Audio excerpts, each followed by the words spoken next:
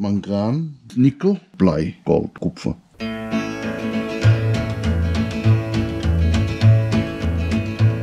Well, that's all right, Mama. That's all right for you. That's all right, Mama. Just any way you do it, that's all right. That's all right. That's all right, Mama. Any way you do. Well, Mama, she done told me. Papa done told me too. Son, that guy you fooling with, she ain't no good for you, but that's all right. In Deutschland sind nur sehr viele sinnlose Graffitis, Schmierereien, aber hier in Namibia ist es alles ein bisschen anders. Hier steht Don't drink and drive und auf der anderen Seite Speed kills. Das ist äußerst vernünftig. Ich werde jetzt mein Corny-Riegel essen zum Frühstück. Gibt es hier auch, kann man sich überall in Namibia kaufen. Ja, denke mal, der wird schon äußerst lecker sein. Hier so sieht so eine übliche Raststätte aus in Namibia. Hier werden wir unser Frühstück zu uns nehmen. Ja, wir haben ja Corny-Riegel, wir haben hier noch ein bisschen was hier von der letzten Unterkunft vom White House. Keine Ahnung, was das ist. Sieht aus wie trockener Kuchen, mal sehen, ob es schmeckt. Und ja, Äpfel und was haben wir noch so leckeres? Natürlich unsere leckeren Suppen, aber leider haben wir keinen Wasserkocher. Ah, das haben wir noch. Haben wir noch von unserer Farm mit, die haben wir noch aufgehoben. Die leckere Orange.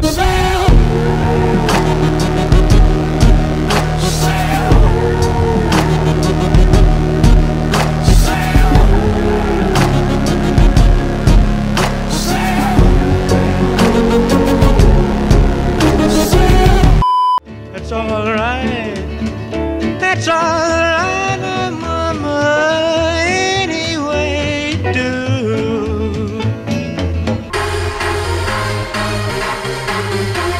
In Stampried angekommen hatten wir dann Daniel noch mal besucht, den kennt ihr schon aus ein paar Folgen vorher. Der ältere, nette Herr, den wir da getroffen haben.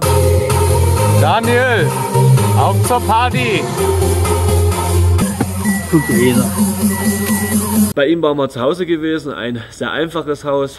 Er war vorher Professor gewesen an der Universität Windhoek für Agrarwissenschaften. Und er hat einige Pläne, um Namibia aus dem wirtschaftlichen Loch rauszuholen, aufgrund der vielen Trockenzeiten. Die haben ja schon die letzten 5 Jahre eigentlich regelmäßig Trockenzeit und dieses Jahr ist er richtig heftig und er will neue Konzepte anpacken, um diese Probleme zu lösen. Of your mushroom production, if there's something like this of your mushroom? Ich dachte immer Paraguay ist billig, aber...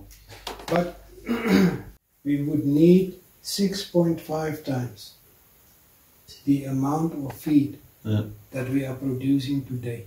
Von ihm zu Hause sind wir Richtung Mission gelaufen. Sein Haus ist praktisch gegenüber. Da ist eine alte, verlassene Mission von der Kirche. Rechnen ein. Er hatte damals schon Pilze dort angebaut gehabt und die erfolgreich da verkauft und angebaut und musste halt irgendwann mal aufgrund seines Alters, hat er dann irgendwann aufgehört und ja, und hatte das dann leer stehen gelassen und bis heute ist diese ganze Mission nicht verwendet, die steht leer und das haben wir uns nochmal angesehen gehabt, was dann für Möglichkeiten gibt, was auch Tierzucht dort betrifft, was man da machen kann. Und das Interessante ist halt in Stampried, halt aufgrund des Grundwassers, was man da in großen Mengen hat, kann man da eine sehr gute Landwirtschaft betreiben.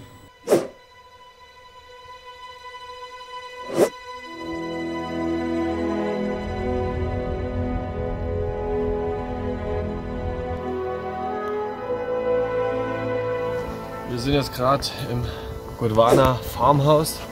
Die gehören zur Farmers Union, eine Union, die sozusagen gewisse Regeln festgelegt haben, wie was die Qualitätssicherung betrifft und das organische Farmen, halt, also der Bio-Farming. Ja, und da sind wir gerade. Und es sieht wunderschön aus.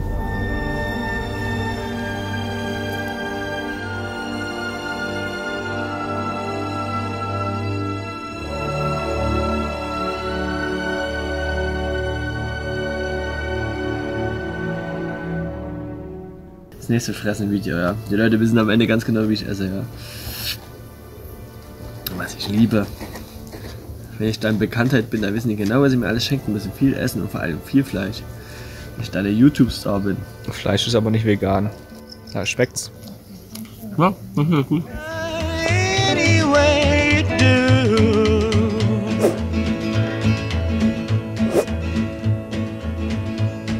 Ja, ich finde das Mushroom-Geschäft, vielleicht wenn er mir noch Trockenfleisch zeigen kann, wo ich auch Trockenfleisch produziere, das ist schon sehr interessant. Das ist viel interessanter als in Paraguay zu investieren. Und das darf man hier nicht vernachlässigen. Wir sind jetzt hier in einer Fischfarm in der Nähe von Marienthal. Das ist ja eine staatliche Einrichtung und die haben uns das angesehen, was allgemeine Fischproduktion angeht, wo sozusagen gezüchtet werden, geschlachtet werden, ausgenommen werden. Aber das Problem ist hier bei dieser staatlichen Institution ist, dass sie das halt nicht zu Marktbedingungen halt verkaufen. Ja, die verkaufen es halt zu viel geringerem Preis für 15 namibische Dollar. Und der normale Markt hat ungefähr bis 30 bis 80 namibische Dollar pro Kilogramm. Und dadurch kann man es schwer einschätzen, ob das nun der ganze Fischmarkt hier sag mal, Profit macht oder nicht. Da müssen wir mal irgendwo zum privaten Anbieter und da nochmal nachfragen, was da sozusagen als Gewinn da rauskommt, wenn man eine Fischzucht in Namibia betreibt. Das, was ich auf jeden Fall gesagt hatte, ist, dass der Markt hier in Namibia alleine schon, die Nachfrage enorm hoch ist. Aber wir müssen noch genauer nachsehen, wie genau der Gewinn aussieht, ob sich das rentiert, hier Fische zu züchten oder nicht. Ah, that's what I think. It's still a bit cold. You can feel it cold. We are hiding. Es ist zu kalt für die Fische, damit sie mal hochkommen. Unfortunately, you came too early. Another species. But unfortunately, you know, it stopped working. It's still brand new. So we've been waiting for the manufacturers to come and restore whatever. So all the waste from the fish, like the scales, the insides, then you would then put it there to dry it. We have a private company here, a fishing company. They sell it now at between 63 to $83 per kg. They sell the fish. So it's quite a big difference from the price that we are selling it. Physical sort of stuff, then it's easy. But when it comes to biological stuff, it is very difficult. Because anything that you measure, feed conversion or whatever, will have this distribution. This is bad feed conversion, this is best feed conversion.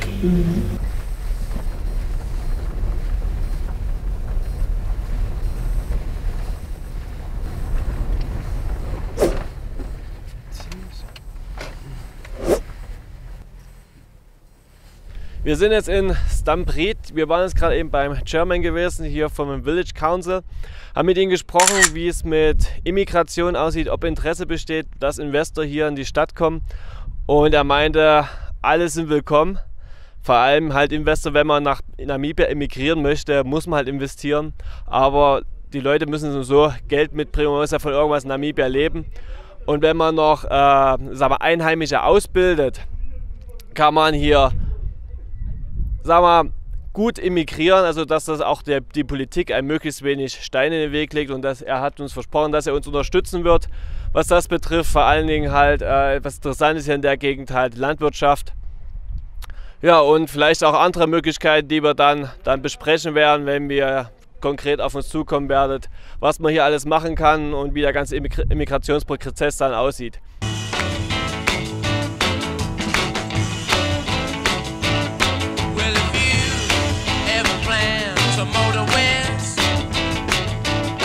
Take my way, that's the highway, that's the best. Get your kicks on Route 66.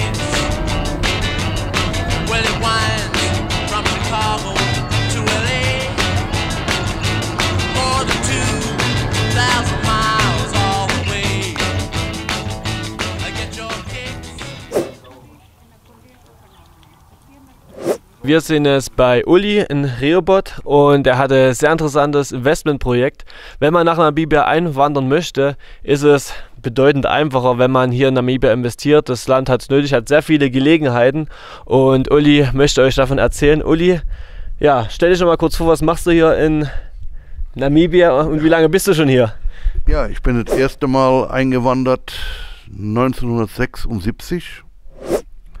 Bin dann bis 1986 in Namibia, also das war früher Südwestafrika und dann Südafrika, rumgereist, Frau kennengelernt, Familie gegründet und 1986 zurück nach Deutschland. Hab dort wieder gearbeitet, eigene Firma gehabt und bin dann durch eine leichte Krankheit wieder zurück nach Namibia 1999. Von 1999 sind wir wieder hier und betreiben eine Farm. Und du hast mir von deinen Plänen erzählt, von deinen Investments, was man hier machen kann. Ja, man hat viele Möglichkeiten mit Minenprojekten. Zum Beispiel haben wir hier eine Eisenmine. Wir haben eine Gold, Kupfer, Silber, Mangan, Chrom, Platin. Das ist alles in den 100.000 Hektar mit. Da findet man das alles so groß. Wir haben ein Flyover gemacht über diese 100.000 Hektar. Viele Möglichkeiten, um da Minen aufzumachen. Und die Masse, was wir da gesehen haben, sind allein vom Kupfer 76 Millionen Tonnen Kupfer. 1,50 Meter tief gemessen.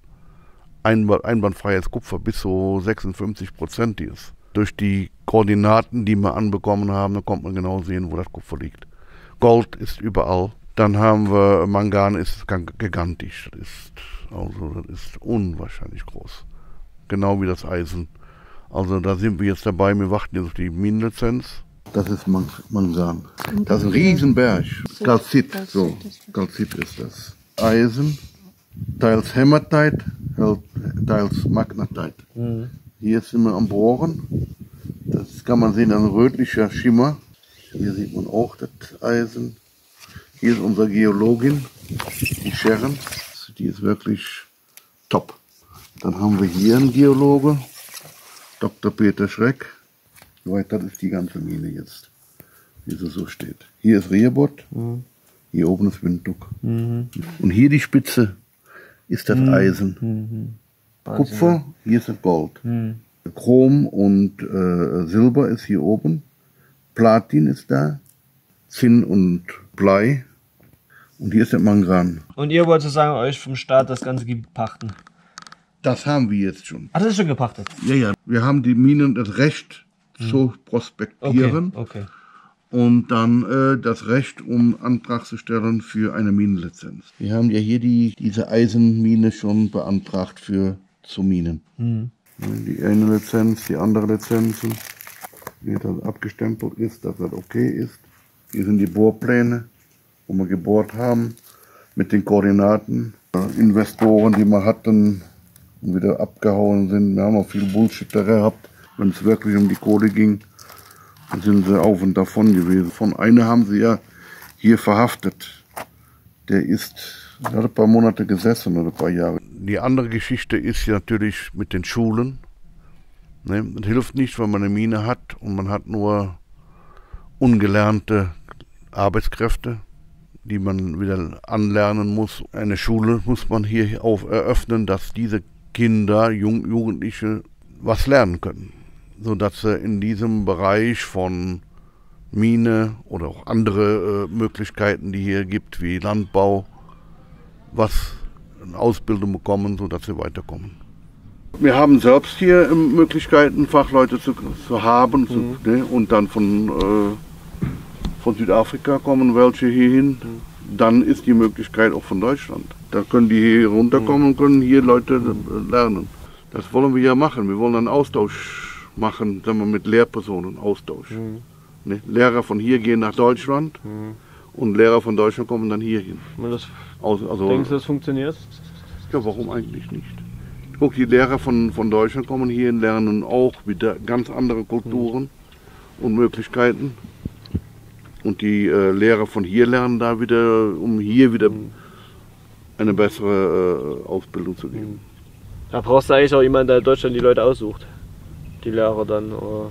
Das wäre hier das Ideale, was wir jetzt machen mit der YouTube. Ne, da sind viele sagen, Mann, ich möchte mal nach Namibia, ein bisschen Afrika schnuppern. Ne? Ach, wollte mir jetzt hier... Der Hintergrund ist scheiße. Nee, der Hintergrund ist super. Nee, da ist doch nichts da hinten, da ist doch nur Elend. Ach, Komm, wir setzen uns da richtig in den Busch rein. Okay. Du hast ja jetzt eine Rinderzucht, wird das dann weiter noch betrieben oder wird das dann zusammengestampft, wenn die Minen dann alle da sind? Wir machen eine Futterbank, wo, sagen wir mal, im Anfang 200 Rinder bis zu 1000 Rinder. 200 Rinder, die stehen mehr oder weniger in einem kleinen Camp, wo nicht, die brauchen nicht so viel zu laufen, die werden gefüttert. Mit Hydroponik-Futtergras. Dann wird dann noch beigefuttert Busch, den man jetzt im Moment bin ich ja schon dabei, das zu häckseln, klein zu machen, zu mixen und dann werden die damit gefüttert. Das funktioniert einwandfrei. So dass man nicht unbedingt die alte Methode, die Weide sucht. Wenn die Trockenheit da ist, wie jetzt im Moment, geht man dann natürlich zugrunde mit der Futterei, weil man keine Anlage hat für Futtergras zu produzieren. Ne, da bin ich froh, wenn das auf YouTube kommt. Wirklich, das wäre eine Sache, die wirklich interessant wäre. Ne? Was macht ihr euch denn? Hier ist die Hammermühle, haben wir selbst gebaut. Und was kommt da rein? Da kann man hier schoten, kann man dann voll klein machen. Die Schoten, die wachsen überall, ja? Ja, die machen wir klein hier drin und dann tun wir die in Futter reinmengen. Ne? Und dann tun wir Luzerne kann man hier klein machen, alles. Okay, dann aus. Ja, und da haben wir auch Schlangen hier. Ne? Sind die giftig, die Schlangen? 20 Minuten und ist vorbei. Und was macht man, kann man irgendwas machen, wenn man gebissen wird? Ja. Eine Pulle aufmachen, sich da hinsetzen und eine Toten trinken und dann hat er das. Okay. Dann die anderen sind dann da hinten drin. Schwach heißt krank oder? Nee, nicht krank. Das ist keine kranken Tiere hier. Das ist nur Futtermangel. Sollen wir reingehen? Ja, klar.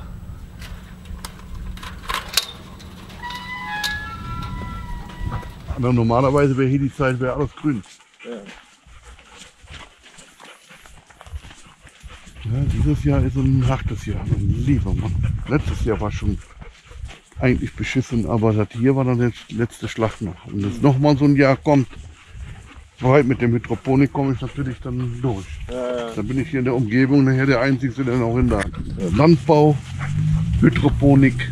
Das ist ein ganz wichtiger Faktor für das Land. Aber das macht jetzt doch gar keiner, oder? Ach was.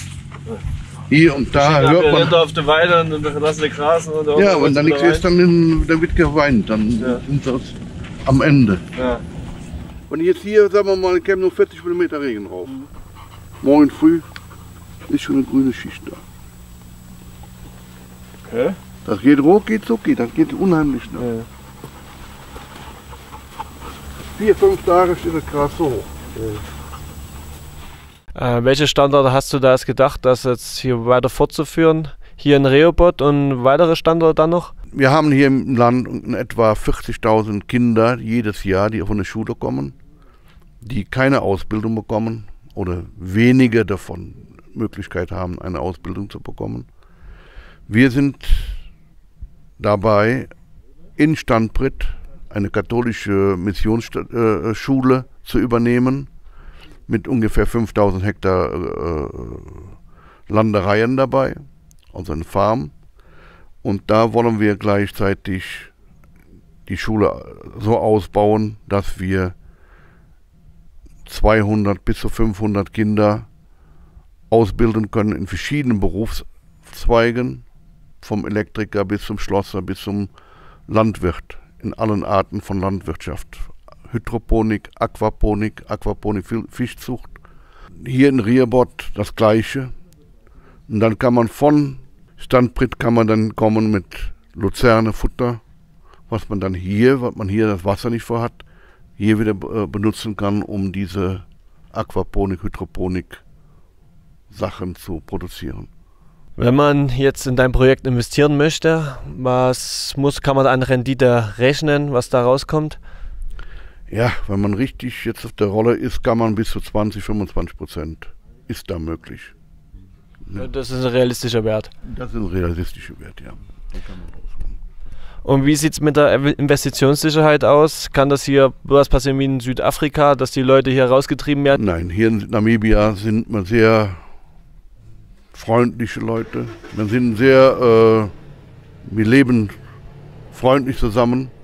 Man hat hier keine Probleme, also absolut nicht. Der Deutsche ist sowieso sehr beliebt hier im Land. Was findest du besonders schön in Namibia? Die Weiten und wenig Menschen.